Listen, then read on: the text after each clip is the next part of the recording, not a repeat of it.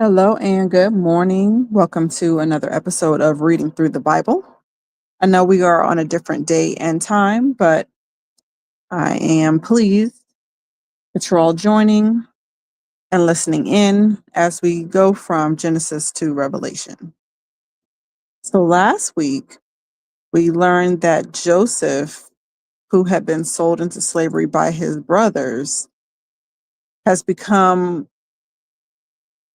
a governor over all of Pharaoh's things.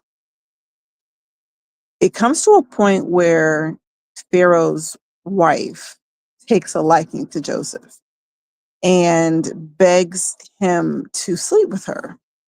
Of course, he continues to reject her, and that makes her upset.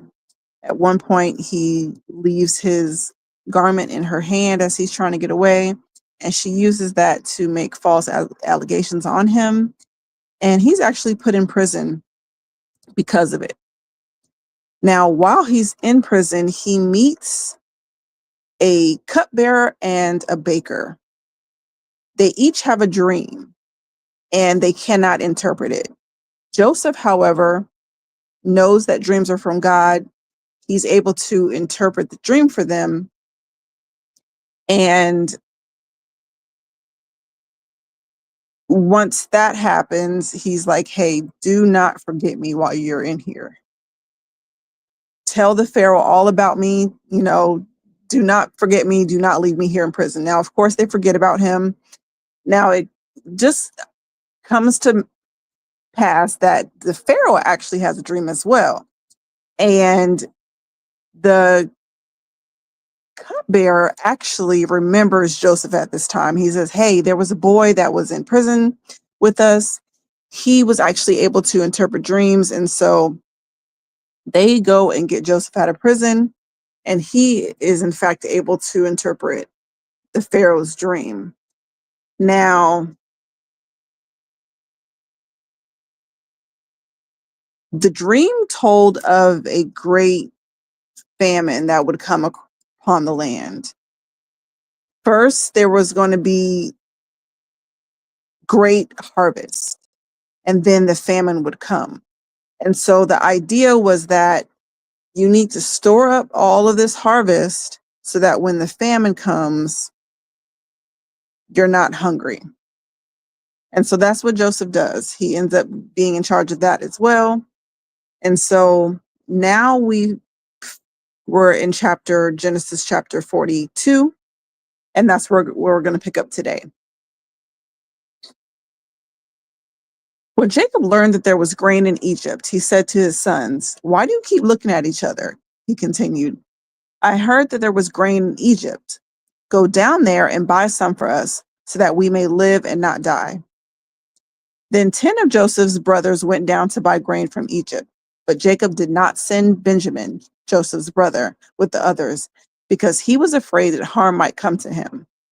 So Israel's sons were among those who went to buy grain, for the famine was in the land of Canaan also. Now Joseph was governor of the land, the one who sold grain to all its people. So when Joseph's brother arrived, they bowed down to him, their faces to the ground. As soon as Joseph saw his brothers, he recognized them, but he pretended to be a stranger and spoke harshly to them. Where do you come from? He asked. From the land of Canaan, they replied, to buy food. Although Joseph recognized his brothers, they did not recognize him. Then he remembered his dreams about them, and he said, you are spies. You have come to see what our land has and to see where our land is unprotected. No, my lord, they answered. Your servants have come to buy food. We are all the sons of one man. Your servants are honest spies. your servants are honest men, not spies." "No," he said to them, "you have come to see where our land is unprotected." But they replied, "Your servants were 12 brothers, the sons of one man, who lives in the land of Canaan. The youngest is now with our father, and no one is more." Joseph said unto them, "It is just as I told you, you are spies, and this is how you will be tested. As surely as Pharaoh lives, you will not leave this place unless your younger brother comes here. Send one of your number to get your brother, and rest of you will be kept in prison, so that your words may be tested to see if you are telling the truth. If you are not, then as surely as Pharaoh lives, you are spies." And he put them all in the custody for 3 days. On the third day, Joseph said to them, "Do this and you will live, for I fear God. If you are honest men, let one of your brothers stay here in prison, while the rest of you go take grain back for your starving households. But you must bring your youngest brother to me, so that your words may be verified and that you may not die." This they proceeded to do. They said to one another, "Surely we be punished because our brother, we saw how distressed he was when he pleaded with us for his life, but we would not listen. That's why this distress has come upon us." So they're remembering back when they put Joseph in prison, when they sold Joseph. Reuben replied, "Didn't I tell you not to sin against the boy? But you wouldn't listen. Now we must give accountings for his blood." They did not realize that Joseph could understand them, since he was using an interpreter. He turned away from them and began to weep, and then turned back and spoke to them again. He had Simeon taken from them and bound before their eyes. Joseph gave orders to fill their bags with grain, to put each man's silver back in his sack, and to give them provisions for their journey. After this was done for them, they loaded their grain on their donkeys and left. At that place where they stopped for the night, one of them opened his sack to get feed for his donkey, and he saw his silver in the mouth of his sack. "My silver has returned," he said to his brothers, "here in my sack." Their hearts sank, and they turned to each other trembling and said, "What is this that God has done to us?" When they came to their father Jacob in the land of Canaan, they told him all that had happened.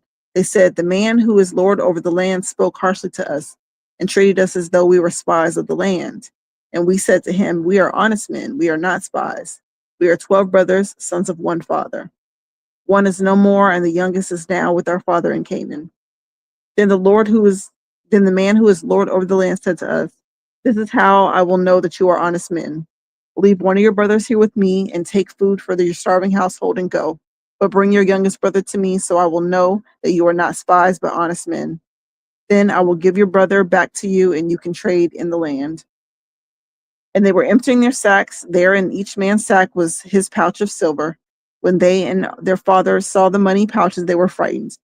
Their father Jacob said to them, 'You have deprived me of my children. Joseph is no more, Simeon is no more, and now you want to take Benjamin? Everything is against me.' Then Reuben said to his father, 'You may put both of my sons to death if I do not bring him back to you. Entrust him to my care, and I will bring him back.' But Jacob said, 'My son will not go down there with you. His brother is dead, and he is the only one left. If harm comes to him on the journey you are taking, you will bring back my gray hair down to the grave in sorrow.' Now the famine was still severe in the land. So when they had eaten all the grain they had brought from Egypt, their father said to them, 'Go back and buy us a little food.' But Judah said to him, 'The man warned us solemnly, you will not see my face again unless your brother is with you. If you will bring our brother along with us, we will go down and buy food for you. But if you will not send him, we will not go down, because the man said to us, you will not see my face again unless your brother is with you.' Israel asked, 'Why did you bring this trouble upon me, telling the man that you had another brother?' They replied, 'The man questioned us closely about ourselves and our family. Is your father still living?' He asked us. 'Do you have another brother?' We simply answered his questions. How were we to know that he would say, 'Bring your brother down here'?" Then Judah said to Israel his father, 'Send the boy along with me, and we will go at once, so that we and you and our children may live and not die. I myself will guarantee his safety. You can hold me personally responsible for him. If I do not bring him back to you and set him before you, I will bear the blame before you all my life. As it is, if we had not delayed, we could have gone and returned twice. Oh, okay. Then their father Israel said to them, if it must be, then do it. Put some of the best products of the land in your bags and take them down to the man as the gift: a little balm, a little honey, some spices and myrrh, some pistachio nuts and almonds. Take double the amount of silver with you, for you must return the silver that was put back in your mouths of your sacks. Perhaps it was a mistake. Take your brother also and go back to the man at once. And may God Almighty grant you mercy before the man, so that he will let your other brother and Benjamin come back to you. As for me, if I am bereaved, I am bereaved. So the men took the gifts and doubled the amount of silver, and Benjamin also. They hurried down to Egypt and presented themselves to Joseph. When Joseph saw Benjamin with them, he said to the steward of the house, take these men to my house, slaughter an animal, and prepare it for dinner. They are to eat with me at noon. The man did as Joseph told him and took the men to Joseph's house. Now the men were frightened when they were taken to his house. They thought, we were brought here back because of the silver that was put in into our sacks the first time. He wants to attack us and overpower us and seize us as slaves and take our donkeys. So they went up to Joseph's steward and spoke to him at the entrance to the house. Please, sir, they said, we come down here the first time to buy food. But at the place where we stopped for the night, we opened our sacks, and each of us found his silver, the exact weight, in the mouth of his sack. So we have brought it back with us. We have also brought additional silver with us to buy food. We don't know who put the silver in our sacks. It's all right, he said. Don't be afraid. Your God, the God of your father, has given you treasure in your sacks. I'll receive your silver. Then he brought Simeon out to them. The steward took the men into Joseph's house, gave them water to wash their feet, and provided fodder for their donkeys. They prepared their gifts for Joseph's arrival at noon because they had heard that they were there to eat. When Joseph came home, they presented to him the gifts they had brought into the house, and they bowed down before him to the ground. He asked them how they were, and then he said, how is your aged father you told me about? Is he still living? They replied, your servant, our father, is still alive and well. And they bowed low to pay him honor. And he looked about and saw his brother Benjamin, his own mother's son. He asked, is this your brother, your youngest brother, the one you told me about? And he said, God be gracious to you, my son. Deeply moved at the sight of his brother, Joseph hurried out and looked for a place to weep. He went into a private room and wept there. After he had washed his face, he came out and controlled himself and served the food. They served him by himself, the brothers by themselves, and the Egyptians who ate with them by themselves, because Egyptians could not eat with Hebrews, for that is detestable to Egyptians. The men had been seated before him in the order of their ages, from the firstborn to the youngest, and they looked at each other in astonishment. When portions were served to them from Joseph's table, Benjamin's portion was 5 times as much as everyone else's. So they feasted and drank freely with him. Okay. So again, Joseph's doing his thing in Egypt. He has done what the Lord has told him. He's taken and stored up all the food so that there's no other food in the land. Okay. Where they are, where Joseph is in Egypt, that's where all the food is. And so people are coming from all different places to eat there. To get food from there. So now he sees his brother coming to buy food. His brother's coming to buy food. He recognizes them, but they don't recognize him. Okay. Now, mind you, when he got sold into slavery, that was about 13 years ago. He was about 7 or so years old. Sorry, he was 17 when he was sold into slavery. And then he spent 13 years as an Egyptian slave in prison. And he was 30 when he became governor of Egypt. Okay.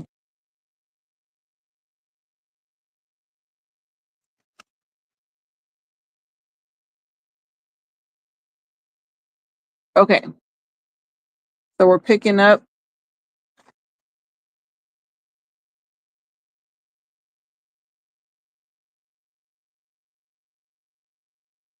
Um,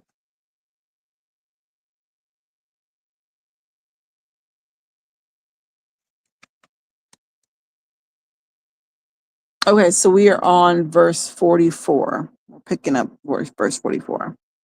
And this will probably be the last chapter. So it's um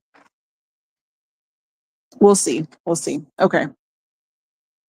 Now Joseph gave these instructions to the steward of the house.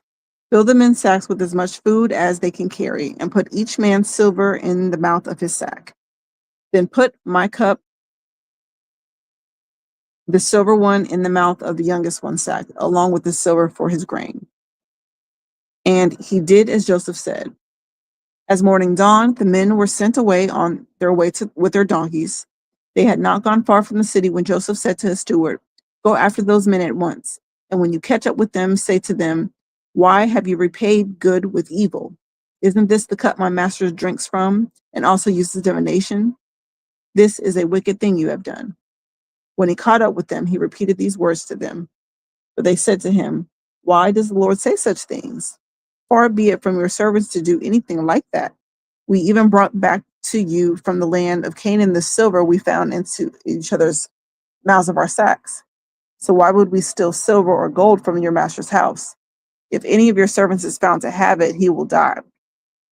And the rest of us will give, and the rest of us will become the Lord's slaves.'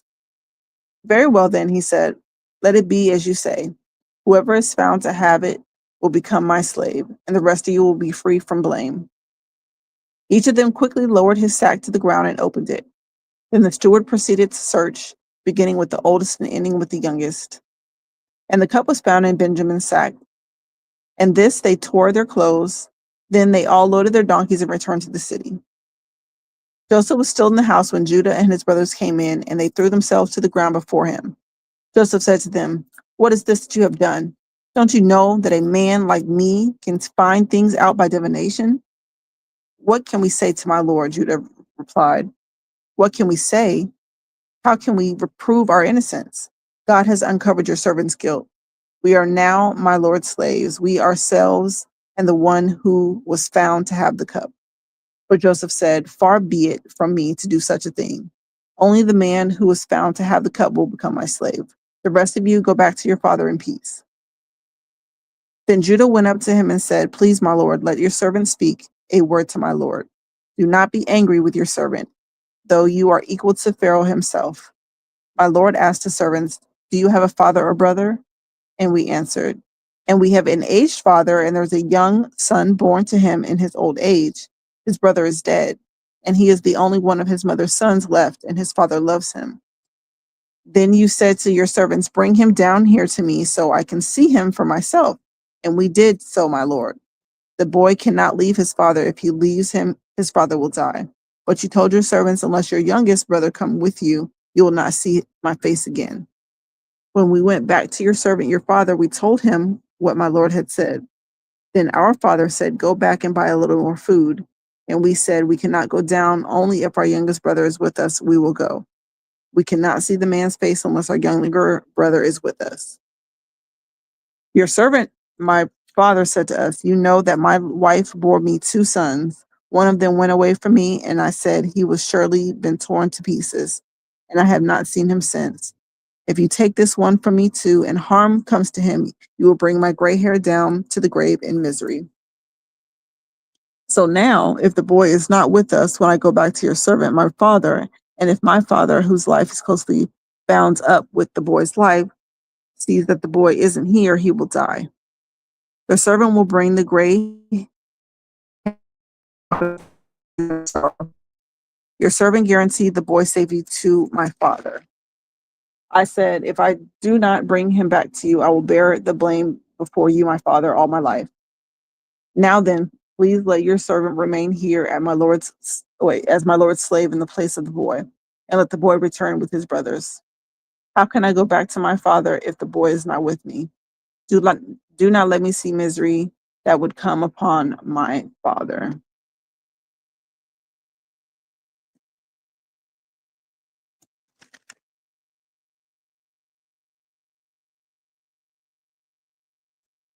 Okay, so let me see if we should go about another chapter. It's 12:20.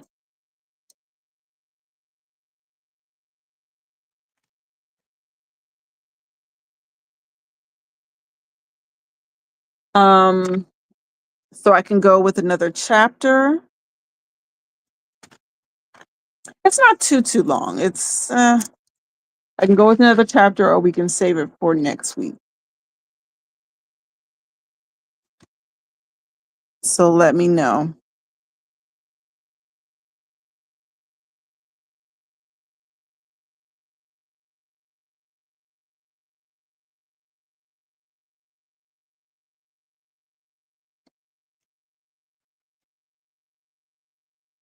Any thoughts?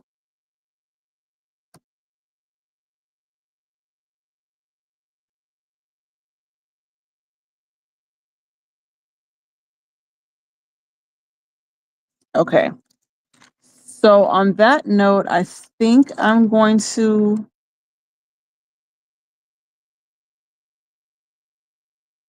leave it for next week. I'll leave chapter 45 for next week. And we'll pick up there. We'll leave it as a cliffhanger. How about that? Okay, so again, if you have any questions, feel free before we get off here to add them to the chat. I'll try to get those answered.